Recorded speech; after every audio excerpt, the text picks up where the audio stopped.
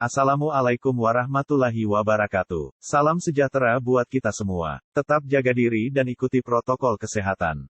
Selamat datang di channel YouTube Info Kampus Makassar. Sebelumnya silahkan subscribe dan klik lonceng, agar muncul notifikasi di YouTube Anda jika ada tutorial baru yang kami upload. Video kali ini, membahas tentang cara membuat kelas mata kuliah, atau kelas kursus atau course, di Syam Oke. Pertama-tama kita masuk ke website melalui browser dengan mengetik syam, tanda pisah atau .unm.ac.id.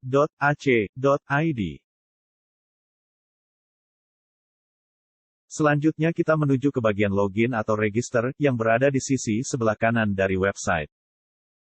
Silahkan masukkan username dan password menggunakan akun SIA atau Sistem Informasi Akademik UNM.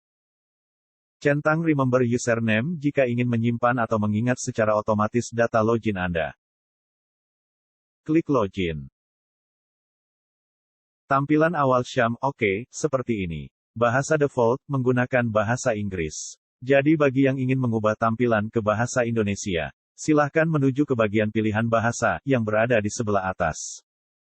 Di sini tersedia beberapa pilihan bahasa. Jika ingin memilih bahasa Indonesia, silahkan klik bahasa Indonesia.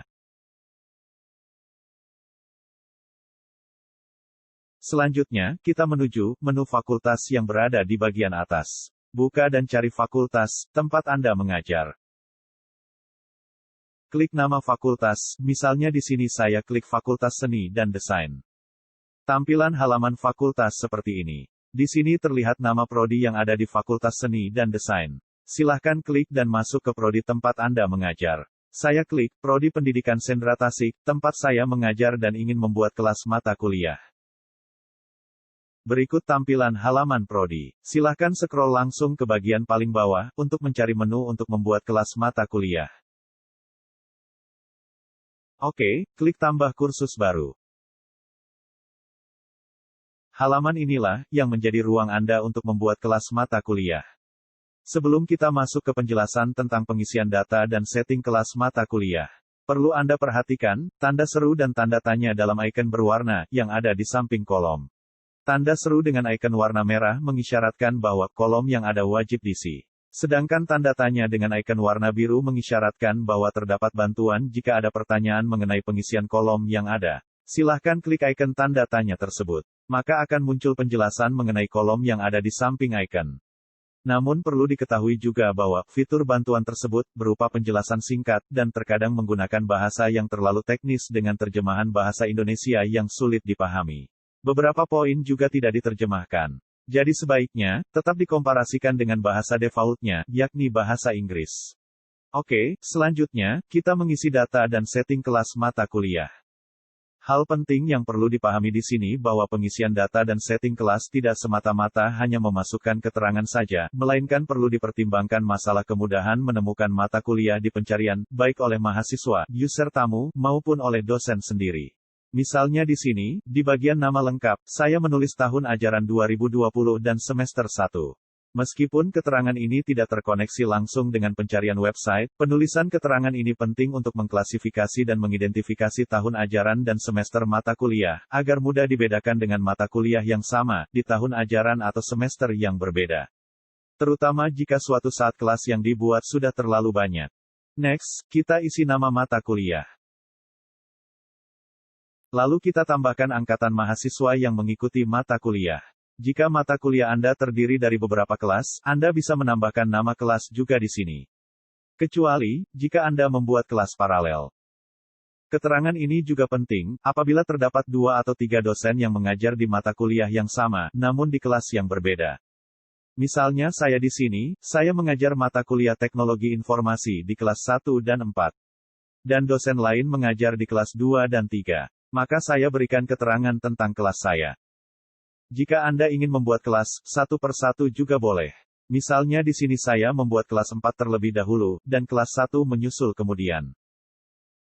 Sebagaimana dijelaskan sebelumnya bahwa keterangan ini penting dan perlu dipertimbangkan untuk memudahkan klasifikasi dan identifikasi mata kuliah, jika telah tampil di antara banyaknya mata kuliah yang lain. Oke, lanjut ke pengisian nama singkat kursus. Berdasarkan informasi website, bagian ini diisi dengan singkatan nama mata kuliah berdasarkan kelaziman nama dan bersifat identik, artinya tidak boleh ada nama singkatan yang sama. Nama singkat kursus ini, nantinya akan tampil di navigasi dan digunakan pada subjek, pesan email kursus. Oke, lanjut ke kategori kursus. Kategori kursus yang dimaksud di sini adalah pilihan fakultas atau prodi sesuai kelas mata kuliah yang dibuat. Pada bagian ini, disarankan memilih opsi prodi, bukan fakultas, agar kelas mata kuliah yang dibuat nantinya tampil di halaman prodi, bukan di halaman fakultas. Berikutnya, bagian keterlihatan kursus, atau setting tampilan kelas mata kuliah. Terdapat beberapa fungsi penting dari pengaturan di bagian ini. Antara lain, apabila kita ingin menyembunyikan kelas dari semua user atau orang lain, karena alasan tertentu, Anda bisa memilih opsi, sembunyikan. Maka kelas mata kuliah Anda akan tersembunyi dan otomatis tidak bisa diakses orang lain. Opsi sembunyikan ini juga dapat berfungsi sebagai pengganti fitur hapus yang tidak tersedia di website untuk menghapus kelas mata kuliah Anda yang salah, ada perubahan, atau karena ada sesuatu hal yang lain. Sebaliknya, jika ingin menampilkan mata kuliah, maka pilih opsi tampilkan. Next, bagian tanggal mulai kursus, artinya pengaturan waktu dimulainya perkuliahan pada mata kuliah ini. Anda bisa setting mengikuti kalender akademik. Pengaturan waktu di sini akan mempengaruhi bagian setting yang lain, terutama format kursus yang diatur dengan setting format mingguan. Pengaturan waktu di sini menentukan minggu pertama dari setting tersebut. Sebagai contoh, di sini saya mengatur waktu berdasarkan kalender akademik. Next, tanggal akhir kursus, artinya tanggal berakhir perkuliahan pada mata kuliah ini. Pengaturan waktu di sini, pada dasarnya hanya sekedar patokan, sebagai dasar target waktu penyelesaian mata kuliah. Namun, apabila ke depan Anda ingin mengubahnya, tidak ada masalah. Bahkan perubahan waktu bisa dilakukan setelah tanggal berakhir. Anda juga bisa mengaktifkan atau menonaktifkan pengaturan bagian ini, dengan mencentang bagian yang bertulis, aktifkan.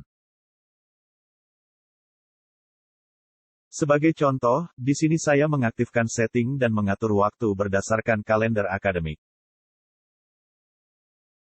Selanjutnya, bagian nomor ID kursus. Maksudnya adalah nomor atau kode mata kuliah. Bagian ini, boleh diisi, dan boleh juga tidak diisi, sebab tidak ditampilkan di situs.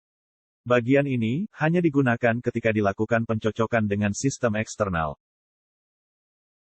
Hal penting yang perlu diketahui di sini adalah, nomor ID ini tidak bisa digunakan dua kali. Jadi mata kuliah yang dibuat dalam beberapa kelas, hanya satu kelas yang dapat diberikan nomor ID. Begitu pula, jika satu mata kuliah, diajarkan oleh beberapa dosen di kelas yang berbeda. Tentu hanya satu dosen yang bisa menggunakan kode mata kuliah. Lanjut, ke bagian keterangan. Di sini terdapat ringkasan kursus yang perlu untuk diisi, sebagai gambaran kelas mata kuliah. Juga sebagai media komunikasi awal, antara dosen, mahasiswa, dan pihak-pihak yang berkepentingan dengan kelas mata kuliah ini. Pada bagian ini, saya telah mengisi sebelumnya, keterangan-keterangan yang dibutuhkan, untuk mempersingkat durasi tutorial. Oke, terlebih dahulu, saya dijelaskan tentang fitur-fitur yang ada pada bagian ini. Di bagian atas, terdapat fitur paragraph style, yang dapat difungsikan untuk mengubah ukuran atau besar font tulisan. Meskipun tidak berbentuk angka, namun cukup membantu untuk memberi variasi ukuran pada tulisan. Berikut contoh penggunaannya.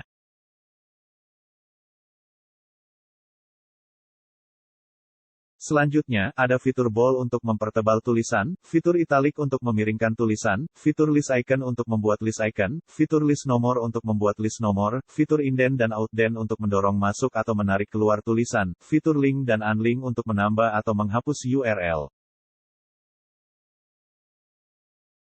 Di sini juga terdapat fitur emoji yang bisa ditambahkan sebagai variasi, fitur insert gambar atau foto, fitur insert audio atau video, fitur rekam audio, dan fitur rekam video. Fitur lain di bagian bawah ada fitur underline untuk memberi garis bawah, fitur strike untuk mencoret tulisan, subscript dan superscript, serta fitur align untuk mengatur letak dan ratanya tulisan. Di sini, perlu Anda ingat bahwa, untuk semua bagian import atau upload file dari komputer, setting Sham OK membatasi maksimal ukuran upload file sebesar 2 MB. Lewat dari itu, maka tidak akan bisa di-upload. Jadi solusinya ukuran file yang akan di-upload harus diperkecil atau dikompres melalui aplikasi lain terlebih dahulu. Oke, selanjutnya, di sini saya juga ingin memberikan tips dan trik cara memasukkan jenis huruf lain. Di mana pada bagian ini, tidak terdapat fitur untuk memilih atau mengganti jenis huruf. Tips dan trik ini juga bisa digunakan untuk memasukkan simbol atau tanda-tanda khusus lainnya. Caranya yakni, Anda silahkan buat tulisan di aplikasi teks yang lain seperti Microsoft Word dengan jenis huruf yang Anda inginkan. Lalu copy paste ke Sham OK. Anda juga bisa lakukan copy paste dari tulisan dan artikel online di internet. Next, kita isi ringkasan kursus atau deskripsi kelas mata kuliah. Untuk pengisian bagian ini, tergantung penafsiran dan selera dosen masing-masing. Namun, ada hal penting yang perlu diperhatikan di sini, yakni setiap keterangan yang kita tuliskan, terhubung secara otomatis dengan perangkat pencarian, kata kunci, dari website. Hal ini dapat dimanfaatkan untuk memudahkan mahasiswa, dosen, dan user lainnya dalam melakukan pencarian kelas mata kuliah. Sebagai contoh, di sini saya menambahkan berbagai kata kunci tentang mata kuliah secara detail. Misalnya kata kunci nama mata kuliah yakni Teknologi Informasi. Jika Anda tidak menuliskan nama mata kuliah ini di sini, maka dalam perangkat pencarian website, mata kuliah Anda tidak akan ditemukan. Begitu pula sebaliknya, jika Anda menulis kata kunci berupa nama mata kuliah di sini, maka setiap orang yang mengetik kata kunci di perangkat website, yang dalam hal ini, teknologi informasi, akan diarahkan ke kelas mata kuliah Anda. Contoh lainnya, di sini saya menulis kode mata kuliah, yakni 18H12C501. Jika Anda ataupun orang lain mengetik 18H12C501 di perangkat pencarian website, maka akan langsung muncul mata kuliah Anda. Jadi bagian ringkasan kursus ini, selain berfungsi untuk memberi gambaran tentang kelas mata kuliah, juga bisa difungsikan untuk membuat kata kunci yang dapat memudahkan Anda dan orang lain untuk menemukan kelas ini. Di sini, saya menulis nama prodi, angkatan, kelas, dan nama pengajar, sebagai tambahan kata kunci. Selanjutnya, di sini saya menambahkan foto, untuk mempermudah mahasiswa dan user lainnya, menemukan mata kuliah ini, melalui pencarian secara tampilan. Untuk menambahkan foto, silahkan buka atau klik fitur Insert or Edit Image. Lalu klik Browse Repositories. Pilih file dari komputer.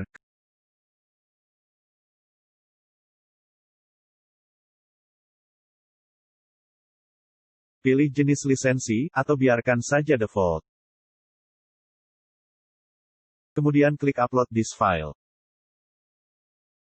Di sini Anda bisa mengatur ukuran foto, secara otomatis ataukah ingin mengatur secara manual sesuai keinginan.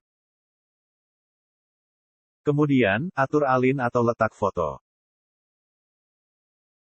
Langkah terakhir, Save Image. Selanjutnya, Anda buat deskripsi mata kuliah. Sebagai contoh, saya buat seperti ini.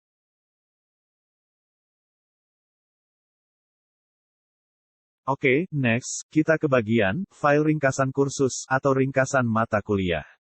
Di sini Anda bisa upload file sebagai data pendukung dari ringkasan mata kuliah. Di sini Anda bisa menambahkan foto untuk mendukung tampilan, atau Anda bisa juga menambahkan file lainnya. Sebelumnya saya telah menambahkan file, jadi untuk memberi contoh, saya hapus file terlebih dahulu. Untuk menambahkan file, ada dua cara, yakni cara pertama, bisa melalui add file yang ada di bagian atas kiri kotak. Dan cara kedua, Anda bisa drag and drop file dari komputer ke Sham OK. Dengan cara, buka folder tempat file berada, klik file, tahan, dan drag ke kotak Sham OK di bagian bertanda panah biru. Adapun fitur-fitur yang ada pada bagian ini, yakni fitur download yang berada di bagian kiri. Selanjutnya, fitur hapus untuk menghapus file dengan cara centang file yang ingin dihapus terlebih dahulu. Next, 3 fitur di bagian kanan merupakan fitur untuk mengatur tampilan file.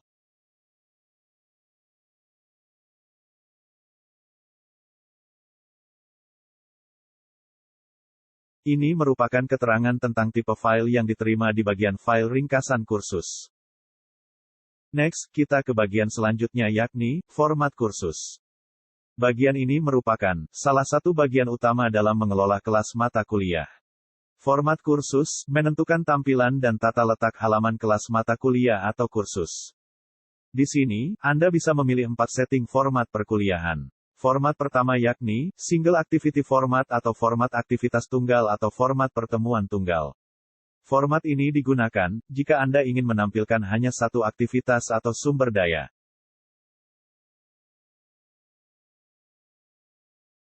Format kedua yakni social format atau format sosial. Format ini digunakan jika Anda hanya ingin menampilkan aktivitas umum seperti forum atau diskusi.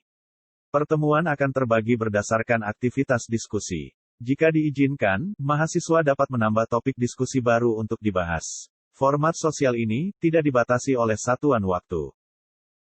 Format ketiga, yakni format topik atau format materi.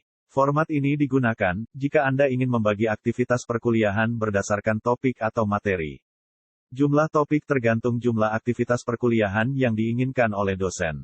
Bisa kurang dari 16 aktivitas, dan bisa lebih dari 16 aktivitas. Pengaturan dalam format ini tidak seperti pengaturan kuliah tatap muka.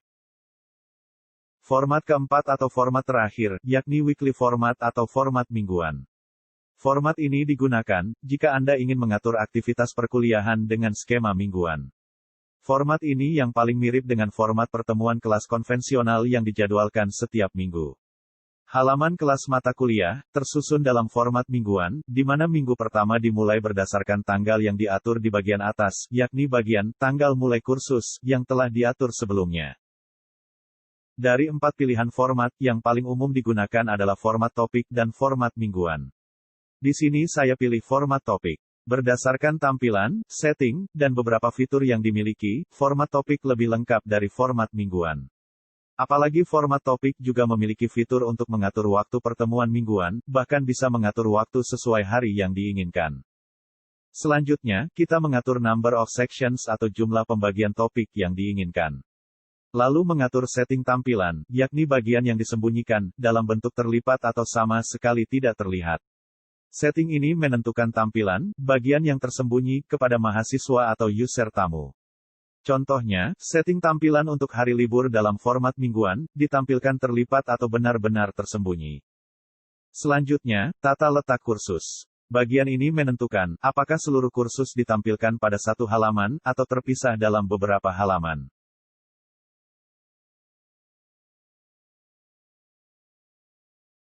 Next, kita ke bagian tampilan atau appearance. Di sini ada setting pemaksaan bahasa atau force language untuk memaksakan penggunaan bahasa tertentu, atau membebaskan mahasiswa memilih bahasa. Jika Anda memilih bahasa Indonesia, maka bahasa yang ditampilkan pada topik, aktivitas pertemuan dan fitur-fitur kelas mata kuliah, adalah bahasa Indonesia. Di sini, Anda juga bisa memilih opsi, jangan dipaksakan, agar mahasiswa memiliki kebebasan untuk memilih jenis bahasa yang ingin digunakan dalam kelas mata kuliah. Sebagai contoh, saya memilih bahasa Indonesia. Lanjut ke bagian jumlah pengumuman. Bagian ini mengatur jumlah pengumuman yang akan ditampilkan secara otomatis dalam kelas mata kuliah. Secara default, pengumuman ini bersifat memaksa berlangganan, namun hanya pengguna yang diizinkan yang dapat memposting di dalamnya. Jika pengumuman tidak dibutuhkan dalam kelas mata kuliah, pengaturan ditetapkan ke 0. Next, bagian tampilkan peringkat ke mahasiswa. Silahkan pilih opsi Yes, jika Anda ingin menampilkan ranking penilaian mahasiswa. Mahasiswa dapat melihat peringkatnya melalui tautan pada blok administrasi kursus. Dalam kelas mata kuliah terdapat banyak jenis aktivitas yang memiliki pengaturan peringkat. Next, bagian tampilkan laporan aktivitas. Silahkan pilih ya, jika Anda ingin menampilkan laporan aktivitas mahasiswa dalam kelas mata kuliah, seperti pengiriman tugas, postingan forum, aktivitas akses, dan aktivitas lainnya. Lanjut ke bagian berkas dan unggahan. Pada bagian ukuran upload maksimum, Anda dapat mengatur besaran maksimum upload oleh mahasiswa. Pengaturan maksimum di sini tidak bisa melewati setting maksimum yang telah diatur sistem secara default, yakni 2 MB. Bagian lain yang juga penting untuk diatur di sini adalah completion tracking. Silahkan setting ke Yes atau Ya untuk melacak rekam jejak mahasiswa. Jadi aktivitas-aktivitas mahasiswa seperti membaca materi, absen, ikut diskusi, dan aktivitas lainnya bisa terdeteksi oleh sistem, dan ditampilkan melalui kotak checklist dan keterangan lain kepada Anda. Lanjut, bagian groups atau kelompok-kelompok. Bagian ini mengatur hal-hal yang berkaitan dengan grup dalam arti kelas, atau grup dalam arti kelompok. Jadi setting di sini bisa digunakan, jika Anda menggunakan kelas paralel. Pada mode pengelompokan, terdapat 3 pilihan yakni. Pertama, pilih tidak ada grup, jika Anda tidak membuat sebuah grup. Kedua, pilih separate group atau memisahkan kelompok, jika Anda ingin anggota grup, hanya dapat melihat grup mereka sendiri, dan grup lain tidak terlihat. Ketiga, yakni visible group atau grup terlihat. Jika Anda ingin anggota grup bisa melihat grup yang lain, namun tetap dalam bekerja harus di grup mereka sendiri.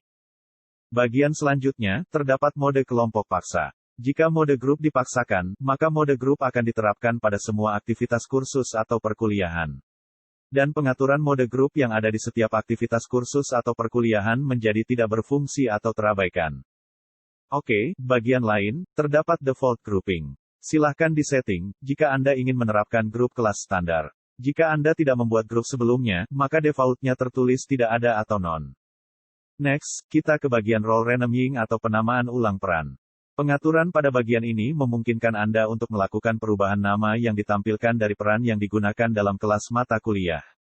Hanya nama yang ditampilkan yang berubah, sedang izin dan kapasitas dari peran tidak terpengaruh. Misalnya di sini, secara default, Syam Oke menggunakan kata siswa. Jika Anda ingin mengubahnya menjadi mahasiswa, Anda bisa memasukkan kata mahasiswa pada kolom yang tersedia. Begitu juga untuk nama dari peran yang lain. Selanjutnya, bagian terakhir, yakni tag, boleh dikosongkan. Jika Anda ingin mengisinya silakan masukkan teks, kemudian tekan Enter. Misalnya di sini, saya mengetik teknologi informasi, kemudian Enter. Jika Anda ingin menghapus, silakan klik tanda silang yang ada di sebelah kiri teks. Oke, tahap terakhir dalam proses membuat kelas mata kuliah. Klik, simpan dan tampilkan. Selesai. Kelas mata kuliah telah berhasil dibuat. Selanjutnya, Anda memasukkan materi dan mengelola settingan aktivitas perkuliahan di halaman ini. Tutorial memasukkan materi dan mengelola aktivitas perkuliahan akan dibahas di tutorial selanjutnya. Terima kasih. Ikuti tutorial kami, dengan cara subscribe dan klik lonceng agar muncul notifikasi di YouTube Anda, jika ada tutorial baru yang kami upload. Jangan lupa, share ke teman yang lain, karena berbagi itu, hanya masalah jempol. Mohon maaf, jika ada kesalahan dan hal yang kurang berkenan. Tetap, jaya, dalam tantangan. Assalamualaikum warahmatullahi wabarakatuh.